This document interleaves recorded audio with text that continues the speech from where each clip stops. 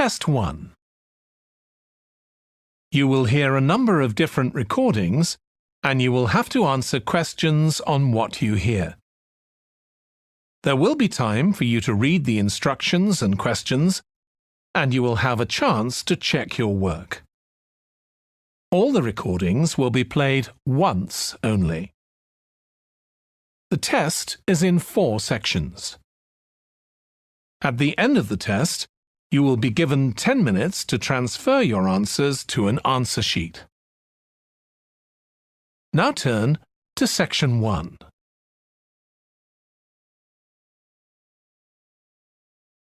Section 1. You will hear a telephone conversation between a woman who wants to attend a cookery class and an official at a tourist information centre. First, you have some time to look at questions 1 to 6.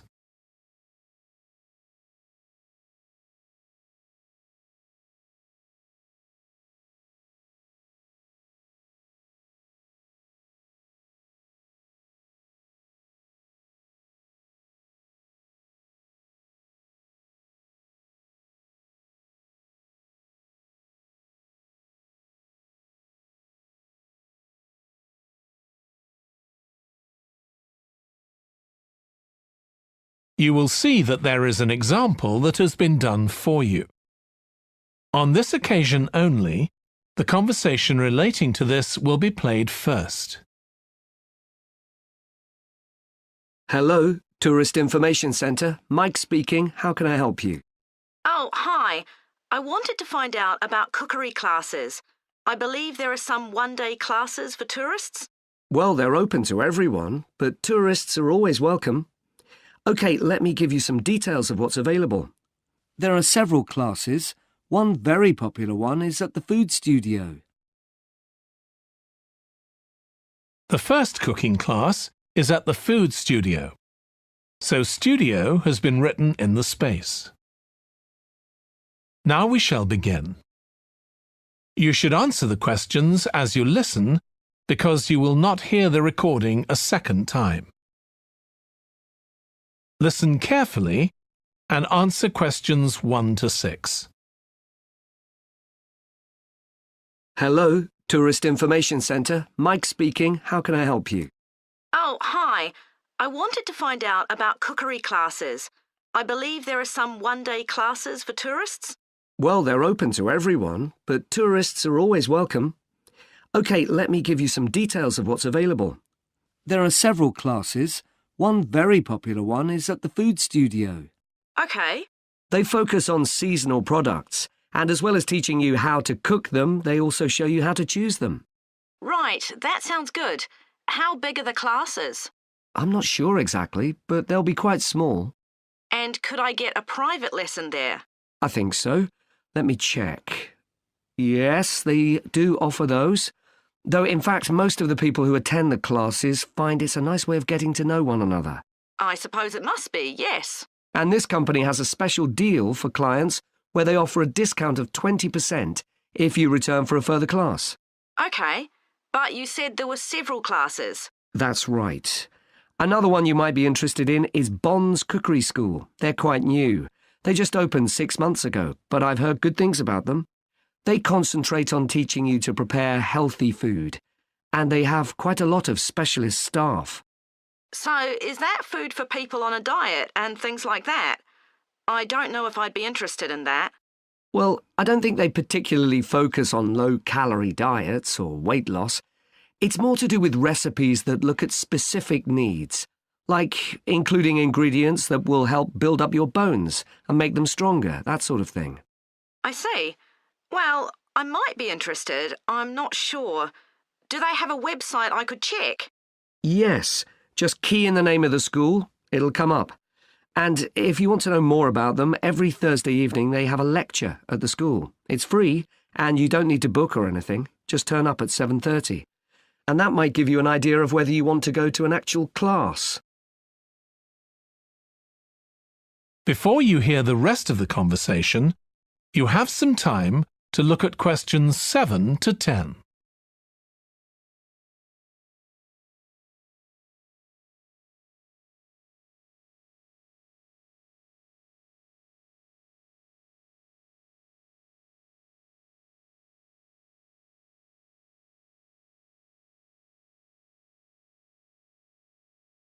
Now listen and answer questions 7 to 10.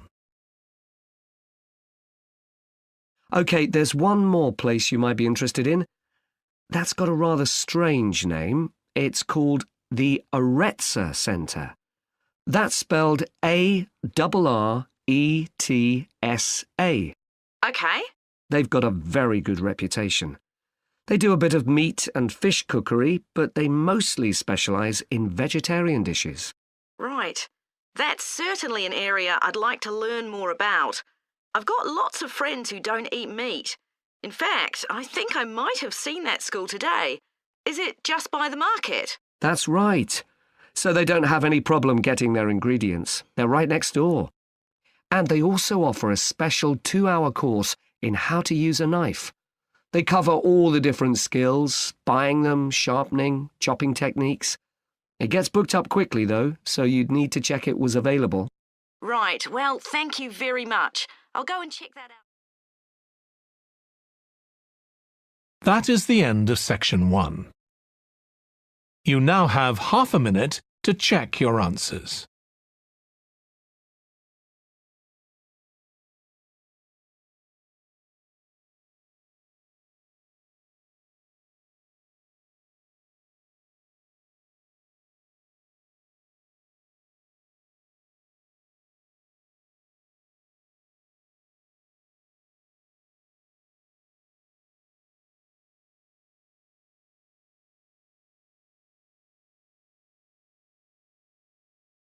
Now turn to section 2.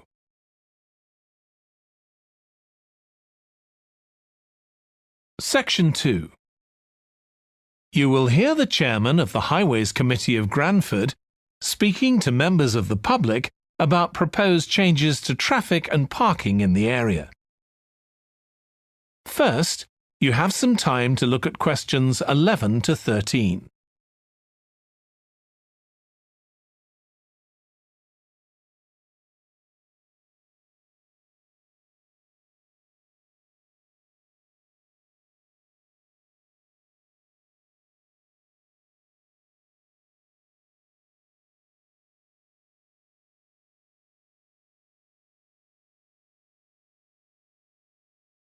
Now listen carefully and answer questions 11 to 13.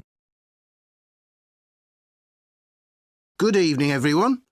My name's Phil Sutton, and I'm chairman of the Highways Committee. We've called this meeting to inform members of the public about the new regulations for traffic and parking we're proposing for Granford. I'll start by summarising these changes before we open the meeting to questions. So, why do we need to make these changes to traffic systems in Granford? Well, we're very aware that traffic is becoming an increasing problem. It's been especially noticeable with the increase in heavy traffic while they've been building the new hospital. But it's the overall rise in the volume of traffic of all kinds that's concerning us. To date, there's not been any increase in traffic accidents, but that's not something we want to see happen, obviously. We recently carried out a survey of local residents, and their responses were interesting. People were very concerned about the lack of visibility on some roads due to cars parked along the sides of the roads.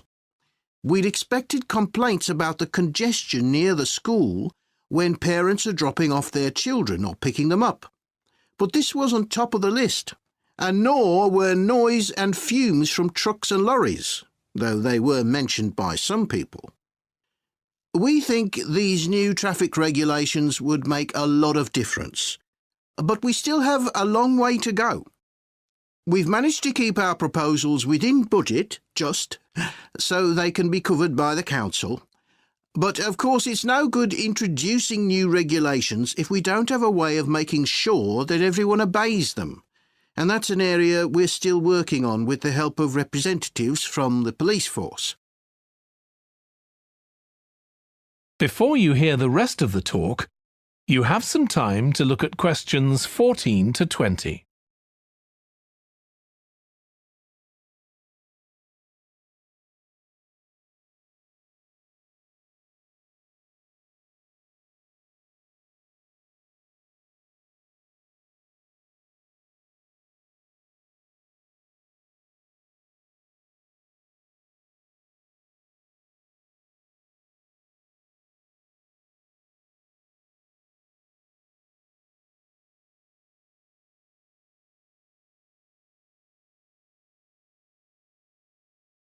Now listen and answer questions 14 to 20. OK, so this slide shows a map of the central area of Granford with the High Street in the middle and School Road on the right. Now, we already have a set of traffic lights in the High Street at the junction with Station Road, but we're planning to have another set at the other end at the School Road junction to regulate the flow of traffic along the High Street. We've decided we definitely need a pedestrian crossing. We considered putting this on School Road just outside the school, but in the end we decided that could lead to a lot of traffic congestion. So we decided to locate it on the High Street, crossing the road in front of the supermarket. That's a very busy area, so it should help things there. We're proposing some changes to parking.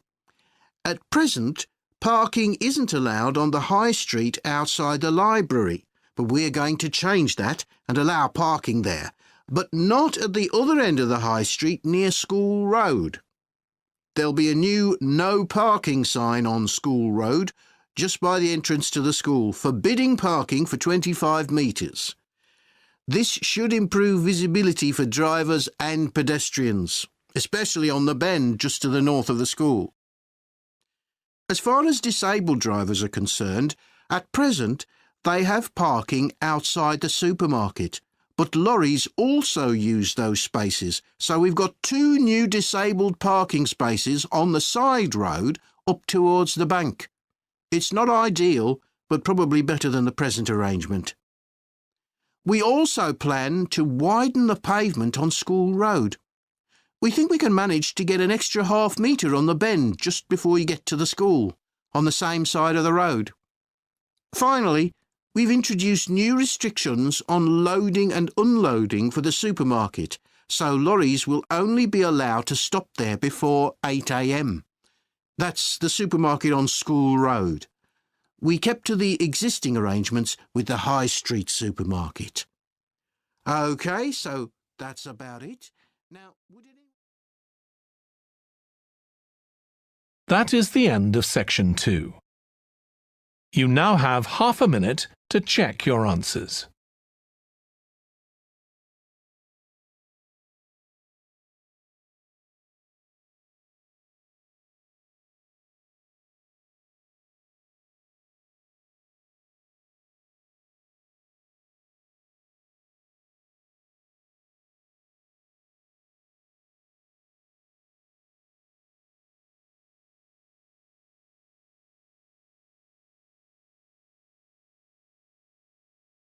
Now turn to section 3.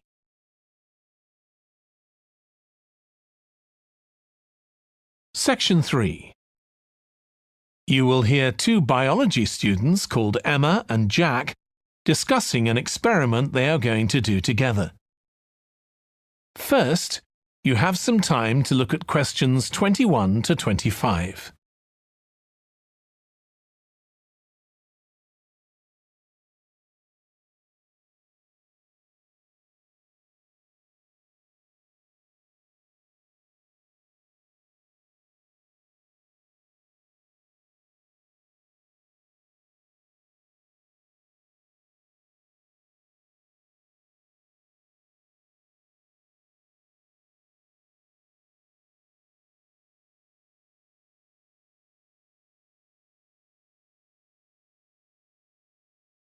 Now listen carefully and answer questions 21 to 25.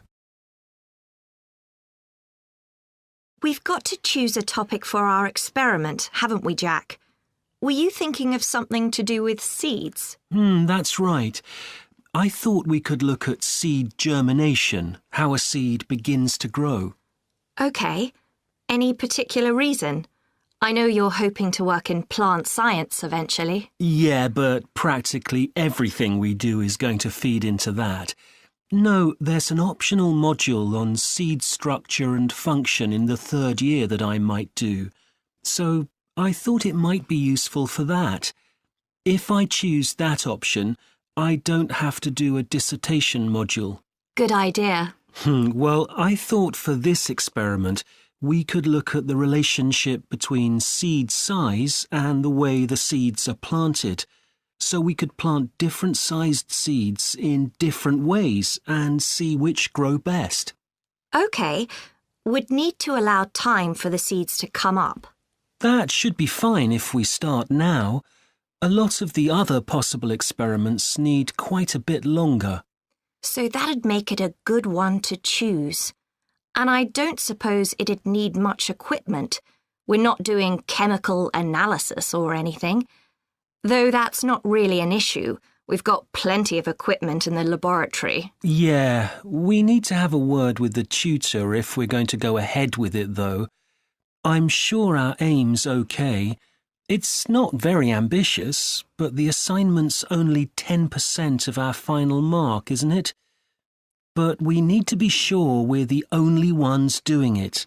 Yeah, it's only 5% actually, but it'd be a bit boring if everyone was doing it. Did you read that book on seed germination on our reading list? The one by Graves? I looked through it for my last experiment, though it wasn't all that relevant there. It would be for this experiment, though. I found it quite hard to follow. Lots about the theory, which I hadn't expected. Yes, I'd been hoping for something more practical. It does include references to the recent findings on genetically modified seeds, though. Yes, that was interesting. I read an article about seed germination by Lee Hall. About seeds that lie in the ground for ages and only germinate after a fire. That's the one. I knew a bit about it already, but not about this research. His analysis of figures comparing the times of the fires and the proportion of seeds that germinated was done in a lot of detail. Very impressive. Was that the article with the illustrations of early stages of plant development? They were very clear. I think those diagrams were in another article.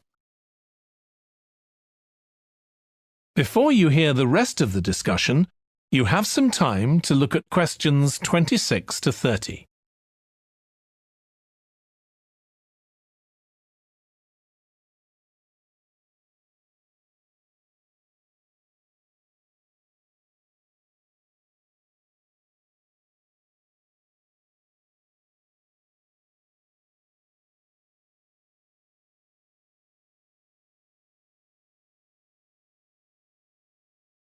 Now listen and answer questions 26 to 30. Anyway, shall we have a look at the procedure for our experiment? We'll need to get going with it quite soon. Right. So the first thing we have to do is find our seeds. I think vegetable seeds would be best, and obviously they mustn't all be the same size. So how many sorts do we need? About 4 different ones? I think that would be enough. There'll be quite a large number of seeds for each one. Then for each seed, we need to find out how much it weighs and also measure its dimensions. And we need to keep a careful record of all that. That'll be quite time-consuming. And we also need to decide how deep we're going to plant the seeds, right on the surface a few millimetres down, or several centimetres. OK, so then we get planting. Do you think we can plant several seeds together in the same plant pot? No, I think we need a different one for each seed. Right. And we'll need to label them. We can use different coloured labels. Then we wait for the seeds to germinate. I reckon that'll be about 3 weeks, depending on what the weather's like. Then we see if our plants have come up and write down how tall they've grown. Then all we have to do is look at our numbers and see if there's any relation between them. That's right. So then we get... That is the end of section 3. You now have half a minute to check your answers.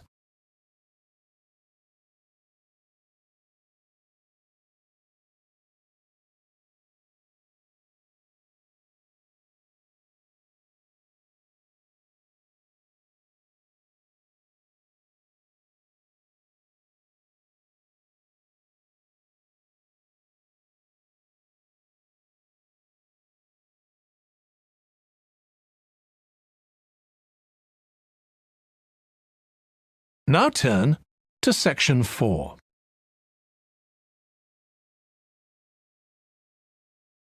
Section 4. You will hear part of a lecture on an environmental studies course about recent research on how animals are adapting to urban environments. First, you have some time to look at questions 31 to 40.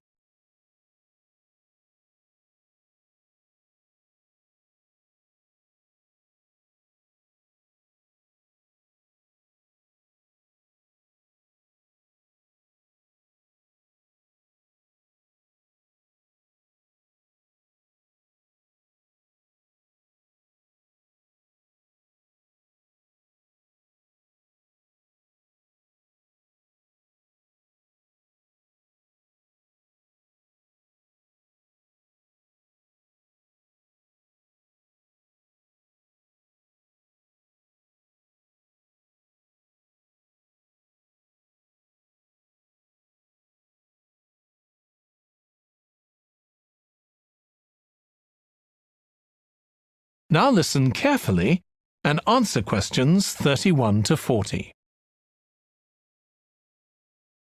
Hi. Today we're going to be looking at animals in urban environments, and I'm going to be telling you about some research on how they're affected by these environments. Now, in evolutionary terms, urban environments represent huge upheavals, the sorts of massive changes that usually happen over millions of years. And we used to think that only a few species could adapt to this new environment. One species which is well known as being highly adaptable is the crow, and there have been various studies about how they manage to learn new skills. Another successful species is the pigeon, because they're able to perch on ledges on the walls of city buildings, just like they once perched on cliffs by the sea. But in fact, we're now finding that these early immigrants were just the start of a more general movement of animals into cities, and of adaptation by these animals to city life. And one thing that researchers are finding especially interesting is the speed with which they're doing this. We're not talking about gradual evolution here. These animals are changing fast. Let me tell you about some of the studies that have been carried out in this area. So, in the University of Minnesota, a biologist called Emily Snellrud and her colleagues looked at specimens of urbanized small mammals such as mice and gophers that had been collected in Minnesota and that are now kept in museums there. And she looked at specimens that had been collected over the last 100 years, which is a very short time in evolutionary terms. And she found that during that time, these small mammals had experienced a jump in brain size when compared to rural mammals. Now, we can't be sure this means they're more intelligent, but since the sizes of other parts of the body didn't change, it does suggest that something cognitive was going on. And Snellrud thinks that this change might reflect the cognitive demands of adjusting to city life, having to look in different places to find food, for example, and coping with a whole new set of dangers. Then over in Germany, at the Max Planck Institute, there's another biologist called Katharina Miranda, who's done some experiments with blackbirds living in urban and rural areas.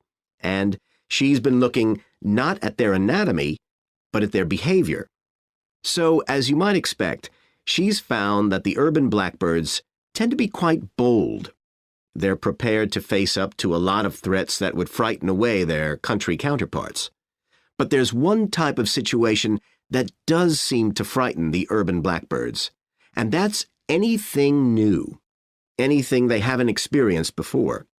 And if you think about it, that's quite sensible for a bird living in the city.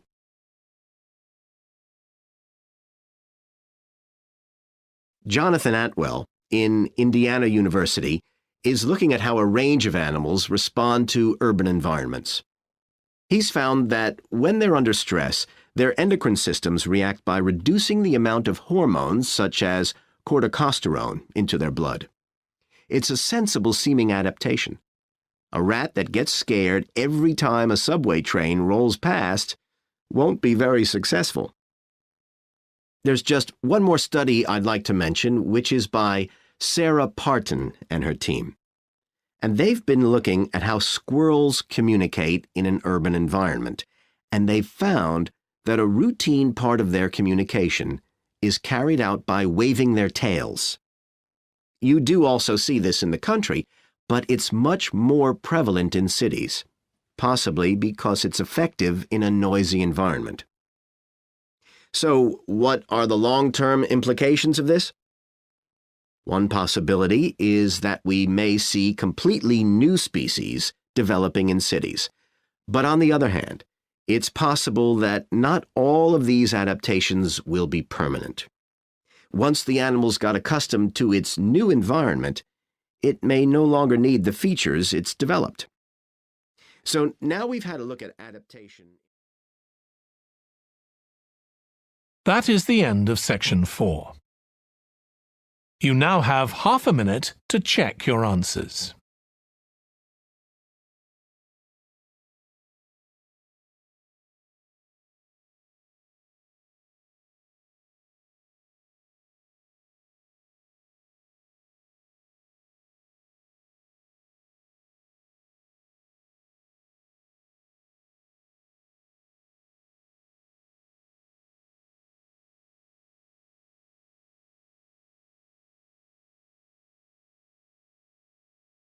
That is the end of the listening test. In the IELTS test, you would now have 10 minutes to transfer your answers to the answer sheet.